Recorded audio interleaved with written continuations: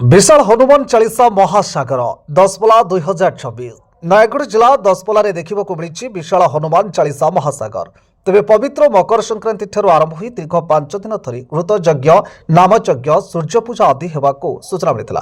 प्रभातरू हजार हजार श्रद्धालु मान सहित पाट पटुआर सुसज्जित कर जलाभिषेक कर महावीर मंदिर प्रांगण में अंकुरारोपण कर भारत प्रसिद्ध लंकापोड़ी यात्रा जो महावीर क्षेत्र में अनुष्ठित होता है से पीठरे विश्वर मंगल कामना दीर्घ 5 दिन धरी यज्ञ हो मुख्य भाव में समग्र भारत वर्षर साधु सन्थ पंडित मान योगदान देवे।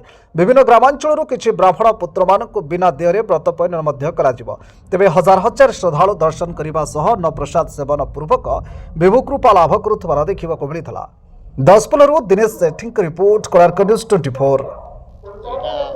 दशम वार्षिक श्री श्री हनुमान चालीसा महासागर महायज्ञ को समस्त भक्त मान स्वागत।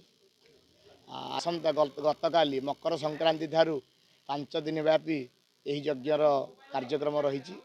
आज होउचंदी जलाधिवास। आज जलाधिवास कार्यक्रम पाखापाखि 500 रु ऊर्ध्व भक्तगण माने यही जलयात्रा जोग देइचंदी।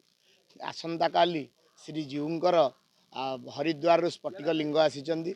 स्फटिक लिंग अभिषेक सहित श्री जीव मानकर एकादश रुद्राभिषेक हम 100 लिटर क्षीर दिओ गाधेबे। विविध प्रकार सुगंधित द्रव्य दिओंकर महास्नान करा तत्सहित पुणी पुनश्च 17 तारीख दिन विप्र मानकर 4-5 जन ब्राह्मण पिलांकर समूह व्रतोपनयन कार्यक्रम हम।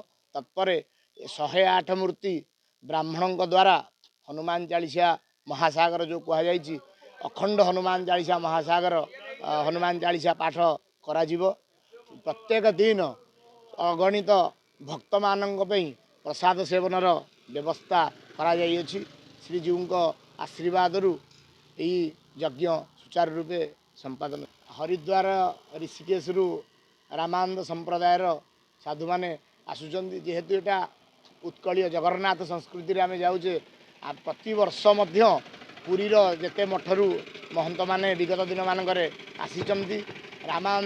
रामानंदाचार्य मध्य आसीचंदी। ए वर्ष मध्य बाहरु साधु संत माने आसी ए यज्ञर शोभा मंडित करिवे।